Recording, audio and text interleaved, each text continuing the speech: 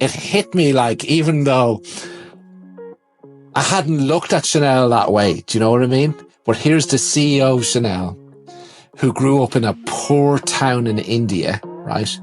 Whose parents told her that you just need to get married. You know, you can't go to university and be an engineer. But she went to university and became an engineer, and then started to work in the Chanel factory and worked her way up. And now she's the CEO. So she is, by definition, who Chanel believe their customers can be. So it's not about the fabric, it's about how it makes somebody feel and how it transforms their identity and their belief about what's possible. Hey, and welcome back to the Difference Maker Revolution podcast. And the four of us are here. We have Steve, and we have Jonathan, and we have Jeanine, and we are so happy to be back after the holidays. I know you've had a podcast since, but that was recorded prior to the holidays, and this is our first one that we're recording live after the holidays. So, Jeanine, for me, this, often during the holiday, when when the business is closed and I can sort of stop thinking about how the business is running, a lot of stuff runs through my head, I find it a great time to not just relax, but to relax the brain, that you can actually have ideas and, reassess and reflect on what happened, and, reassess on what we're going to focus on this year. And one of the things we hear quite a bit, Jeanine, is about sales, right? That really, no matter how good our business is, if we don't have the sales, we don't have a business. That's very true. No, it is. And it's interesting because, while this holiday break, I did spend more time with my kids, and I really tried to shut off for a little bit and live in the moment, which Steve has helped me with my mentality of a lot. And so he's like my personal little, relationship growth person. Jeanine, you need to focus. Enjoy the time with your children. But before I went on vacation, started laying out some plans and even getting back with a new energy. And it's interesting to me that it's funny how a changeover in a calendar year can just give you life. And it's that moving into something new. And so for 2025, we're really excited in the studio. The girls, my team, Rob, we all have an excitement for the year ahead and all the possibilities. But one of our big things is we want more sales. Who doesn't, right? We are at a good capacity. Our leads are coming in good.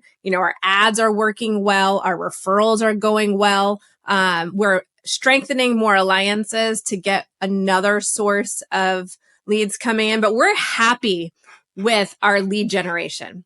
What we want to do more is increase our average order, right? Increase our sales, sell more to the clients coming in and sell more to the clients that have been, right? So I've been working on I've been working on plans on how can I sell more to those we have photographed, and how can I sell more to those who will be photographed. So I have an answer. I have a solution for you, Jeanine, because I was at a talk last year where the educator, who remained nameless, right, said, so this is the time now you get your crowbar out and you stick it into your client's wallet and you pull hard on the crowbar, and this tactic will crowbar open their wallet. Were you now? Did you run? I was. Well, Steve was actually there too, and he had to get up and walk out. Did you run out of that seminar? I couldn't cope. Wow, that's something. That would not be the method I would recommend. Wow. Interesting. Yeah. So no crowbars needed, Steve, right? No crowbars needed. Well, I think this is where people sort of get lost when it comes to sales. And what you said is brilliant, Jeanine, because it's where the power is. So the compounding effect of increasing that average sale and selling more to the clients you have, I think a lot of people think that they have to work a lot harder to make more money or to sell more.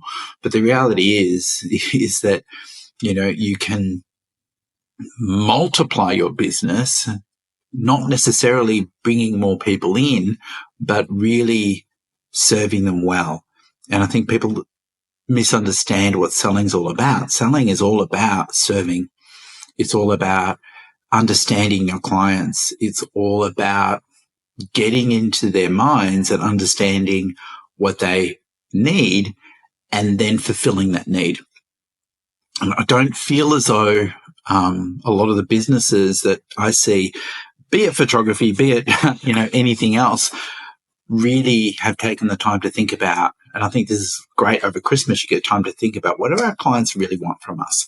What are they really buying from us? How can we serve them better? Because if we're serving them better, then they naturally just want to buy more. And that's where the key is. That's where the secret is, in knowing how to serve them better and allowing them to spend rather than getting in the way. So when you're talking about all of this, Jeanine, it's not just the sale doesn't happen in the sales room. Right. Right? Absolutely. It happens on the phone. It happens in your marketing, the language that you're using on your website, the language you're using on the phone, how you're treating the client, your intention for the client. Clients smell somebody that has that crowbar, Yes. that is after prying open their wallet. But if your intention is to serve somebody and to elevate them, which is really what photography is all about, helping people celebrate who they are and elevating them. I know that our goal was to take somebody and elevate them to a whole new level. So then when they leave, they're leaving at a higher level of who they were when they first started. And if we can do that, then the sales take care of themselves. So, Steve, are you saying like it's not about the products I offer in terms of this paper was made by elves in the Black Forest, or the color frame I put around it, or that's what you seem to be saying. I thought it was all about photographers' art and how artistic they are, and the papers we print on, and it's so not any of around that. It. Like I have commissioned photographers many times to photograph my family and myself. And being a client, actually paying somebody for artwork, for a photographic experience, when I'm buying, I'm not looking at your work, your lighting.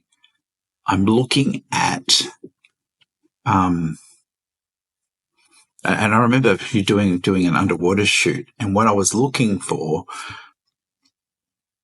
from the age of, I think, 4 or 5 months, we started our kids swimming, and it really does almost say everything. My kids are water babies. They love when they're in the water. It changes them. They just bloom. We live near the beach. They love the beach, but when they're in that water, they just bond together and they become the best version of themselves for some reason. And I wanted an underwater shoot because I wanted that forever, that playfulness that they have for each other, that care that they have for each other in the water, that love of life that they have in the water. That's what I'm buying. I'm not buying rag-torn paper that is made by the elves that you were talking about. I'm buying that version of Olivia, that version of Isabella that just comes alive when they're in the water. And so I'm not thinking about what a lot of photographers are trying to sell, the framing, a package. I don't want a package. I want to be able to see my daughter and create something for her. I want something that I know I want to put in her room that's going to work for that space that I have for it in mind. And I want, and at the time I wanted a legacy for each of my children. In the end, I had to send the photographer out of the room because he was blocking me every time from buying because he felt guilty about how much money I was spending. But I needed that for my children.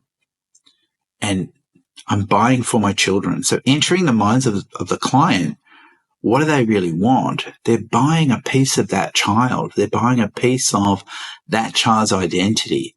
And I think for you, Jeanine, I think that if you and your team could master really describing the photos that your clients see emotionally, really understand what are those emotional triggers that clients use to describe their children, and being able to find that in the photographs, that's what makes people buy. And I find that when we go through the training and teach people to do this, suddenly they have great clients. But the reality is that we are now speaking our clients' language because we're beginning to describe photos in a way that makes them desirable for them to want to buy. I was going to say that looking in from the outside, that block that you talked about is something that I've seen be huge, because like it happened with Ronan and Darren, from when they went to the effortless sales workshop. They realized, oh my God, my beliefs about what my clients should be buying and should be spending their money on was getting in the way. And when they stepped back and they said, this is my client experience, I'm going to let my client buy as much as they want to buy, and I'm not going to judge them for how much I think they should spend. You can see the results they're posting. They're now getting consistent sales over £2,000 and growing. They're growing that all the time. And it's from the mindset of, okay, here's the design consultation steps. This is my client's experience. I'm going to deliver a great experience for them. And I'm going to allow them to tell me when to stop. The clients choose. And I'm going to assume that they want this, and they want multiple pieces, and they want multiple treasure boxes. And that's why they're increasing their sales. They're letting their clients do the spending. They're just guiding them. Well, it's interesting because I think too, from what Steve said, and I see a lot of photographers that we work with, and even I fall into this sometimes too, when you're working on your pricing and you're working on your product offerings, you get very technical in your mindset. And we've been working on this with the pricing calculator, right? And we're just so deep into the numbers that you think that if you get the right magical combination, the higher sales average will come, right? And it's just so easy for us to go there. If I just put together the right combination of this and that, if I make it 2,100 instead of 2,200, the whole world will change, and we get sucked into, our minds just go back to it's got to be something technically I have to do, because it certainly couldn't be as easy as relating emotionally to my clients and having these conversations throughout the entire process. Could it? I mean, could it be that simple? But it's not that simple is the problem, right? Because conversations are not easy to have. And so we would like to think that that if we just got the right numbers, that everything would magically work. But I see it 20 years in the industry, that's what I have. Most education is about structuring the right packages, getting the right pricing, how to price things perfectly so that way your clients will buy. When it's not, obviously you have to have the right pricing. You have to, otherwise, you cannot block your clients at all, but you have it priced to the most they could possibly spend is $500, right? So, you have to have the right pricing, but that's not what's going to ultimately affect everything. True. And I think that too many people get caught up in that. And too many people are scared to adjust their pricing. And every time we've done it in any studio I've trained, the person that's had the biggest issue with the pricing has always been the studio owner. The clients don't blink an eye usually because it's not what they're really focused on unless we focus them on it. Well, it's a fear. And it's a fear of a lot of things. It's a fear of rejection. It's valid. It's valid. It's a valid, you fear that people will reject you. You fear that you're going to go out of business, that you won't be able to sustain the pay your overhead because no one's going to want to buy what you have to offer now because you've raised your prices. So there's a lot of fears that play into this. Or the famous one you see all the time. Well, my client's not me, and I wouldn't spend that money on what I do. Like, seriously? Like, if that's what you believe, like, you just need to get out of what you do. Seriously. You have to believe that the work you do, no matter what it is, makes a difference to people. Like, you just have to. It has to go beyond money. It has to link to a purpose. Like, and I see that so often. I don't know if you guys see that, but like, you just go, really? Like, you just want to go, because you see it on social media, you just want to go, well, then get out of the blah, blah, blah, blah. Or take yourself and walk into a high-end business somewhere and know that the people selling those products aren't buying those products. You don't think that person, selling a Louis Vuitton bag in Manhattan can afford a $220,000 piece of luggage. Well, you remind me of something I saw on Bloomberg over Christmas, right? I said, I have to watch this because the way I go on about luxury crap that sometimes you hear, right? But the chief executive of Chanel was being interviewed, right? And she was being interviewed and the conversation is taking place, and she came back and she said, what Chanel is all about, it's about luxury, but it's about much more than that. It's about having clothes and bags and everything that help women feel empowered, that they can do anything in the world they want to do. And that's why we don't make things for men. And it hit me, like, even though I hadn't looked at Chanel that way, do you know what I mean? But here's the CEO of Chanel, who grew up in a poor town in India, right?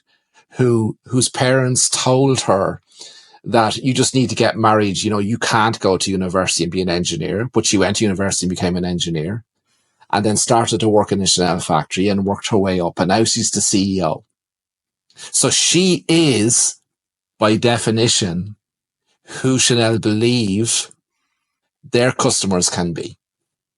So it's not about the fabric. It's about how it makes somebody feel and how it transforms their identity and their belief about what's possible. That's what photography does. That's right. If a handbag can do it, we can do it better. But I think we're too focused on trying to sell the leather and the stitching. Right. Well, it's so true. Like, even if you go to, I was looking at a series of Coach face or Instagram. Nothing is about the product. It's all about what women do with the bags, how it transforms them from going to a ballet class to being a ballerina, how it takes that, like, all about the transformation it makes for the woman with the bag. Nothing about the quality of the product at all. That's because people buy results. They don't buy, and transformation is a result. They're buying, they want to become a new person. They want to solve problems. They want to, go on this journey, but they're buying transformation. They're buying results. They're not buying the product. Or they just want to celebrate themselves, Jonathan. That's a journey. That's a transformation. That's a result. Yeah, no, absolutely. Absolutely. And reward themselves. And, and there's actually no better industry in the world who can do this better than anyone else than our industry. But for some reason, 99.9% think it's about something different. So, Jeanine, let's get practical. What does this mean for you? How are those sales going to happen for you? What practical how? When you say practical, I go back to numbers, Steve. So I know that's not where we want to go with this. Practical how? Not the numbers. You've got the clients. Yes.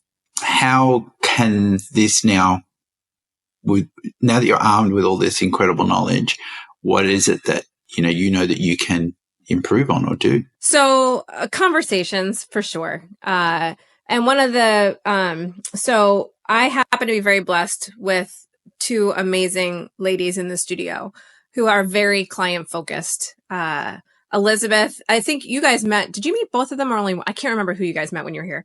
But Elizabeth, I mean, she falls over her feet to make a client feel amazing when they're here, right? And so now it's just a matter of working with her on some of the conversations in the session, right? So like taking those, working with the key emotional phrases that we have that we've learned from the clients. And so over in December, we've put together a client, a session form.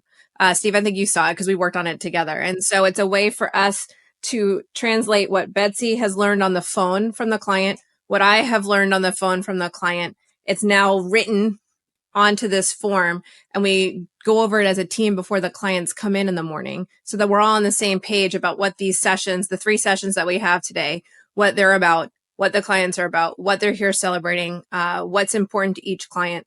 So that way the conversations are not generic in the session itself. And it's really focused on that specific client and that's because there could be generic things like every parent has. The majority of our sessions during the weekdays are first birthdays, right? So obviously there's certain things that a lot of parents have, but there's certain things that are very specific.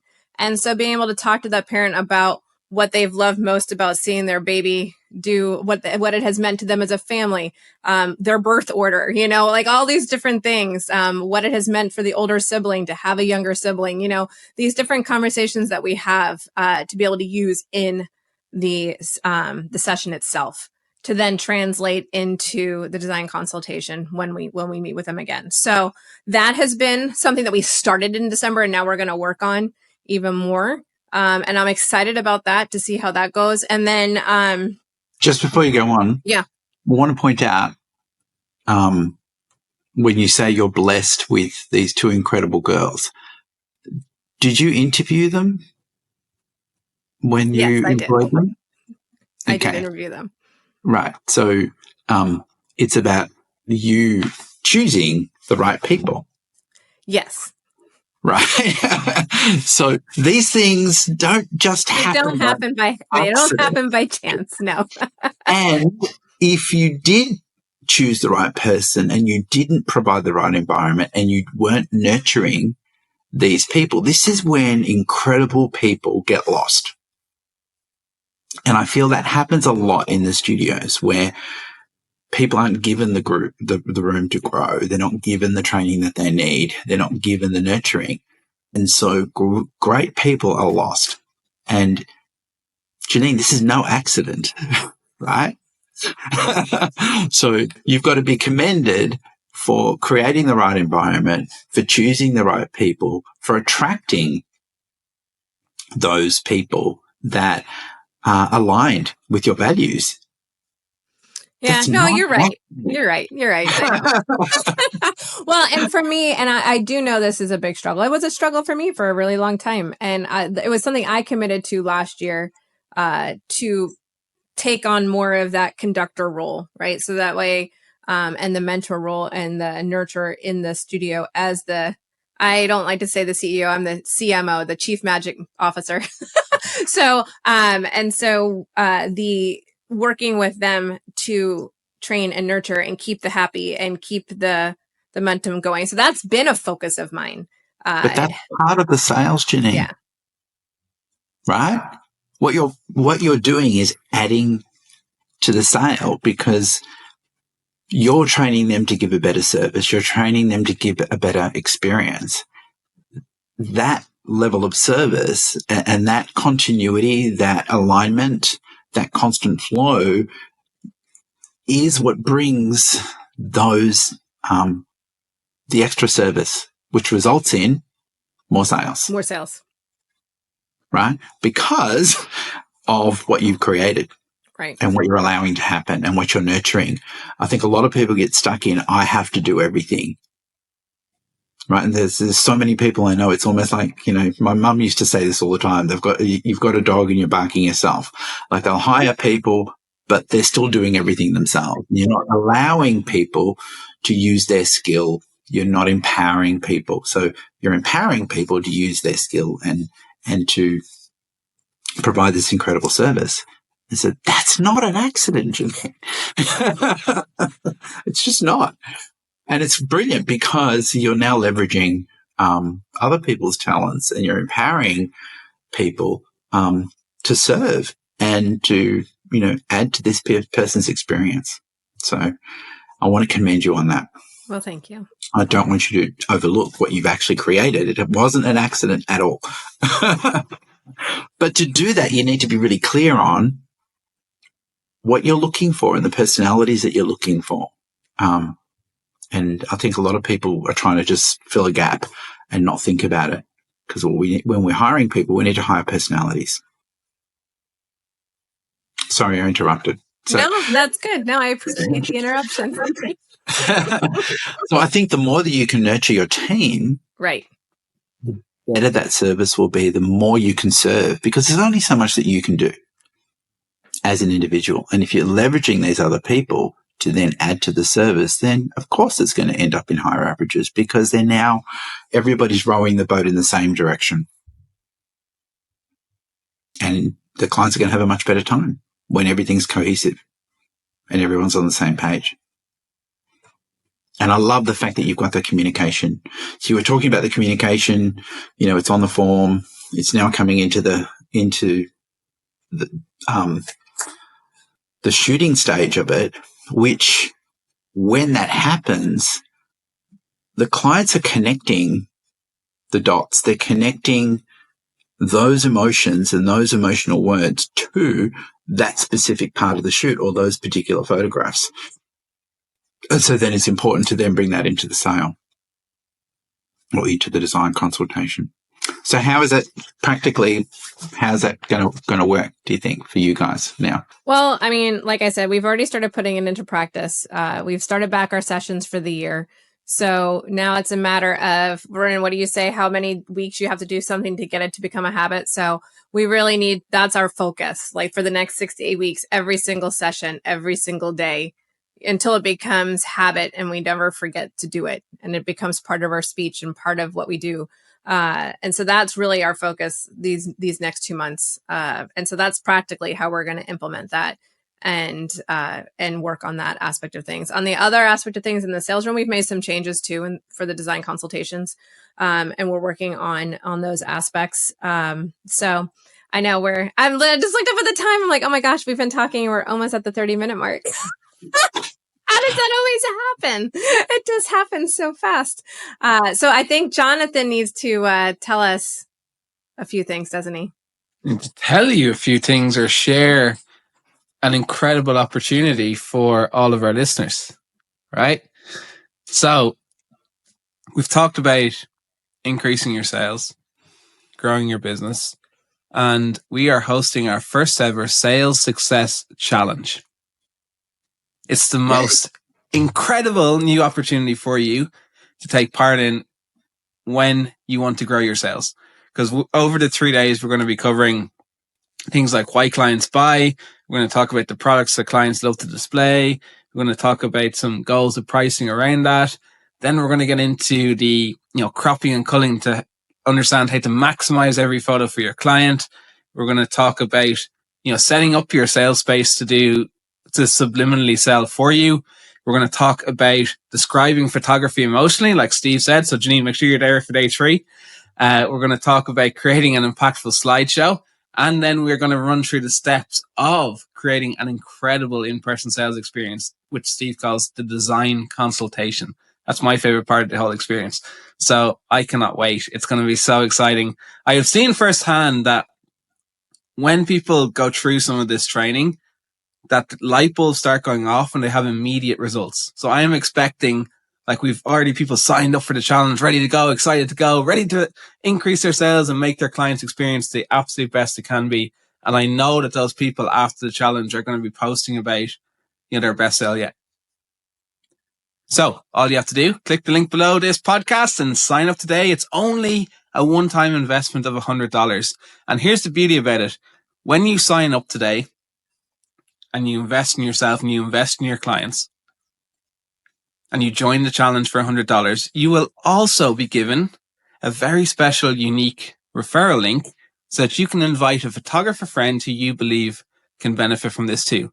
And when you invite that photographer friend using your link and they sign up and they pay $100 for the challenge, we don't keep that $100. We're going to send it to you. So the challenge is now free. And see what happens if they refer more than one person. Wow. You see your bank balance grow. Right. Very, very quickly. Very, very quickly. You refer 20. That's $2,000, pounds, or euro. Whatever Did we make the math easy for people on purpose, Ronan? So, Jeanine, that is the incredible opportunity we are sharing. So go ahead, sign up for the challenge today. We will all be there. I'm excited. I can't wait. You can't do this stuff enough. No, you can't. So thank you all for joining us on this podcast, and we are excited for you. Don't forget to sign up for the sales challenge. We'll see you on the next podcast. Bye for now. Bye, everyone. Bye, everyone. See you all soon.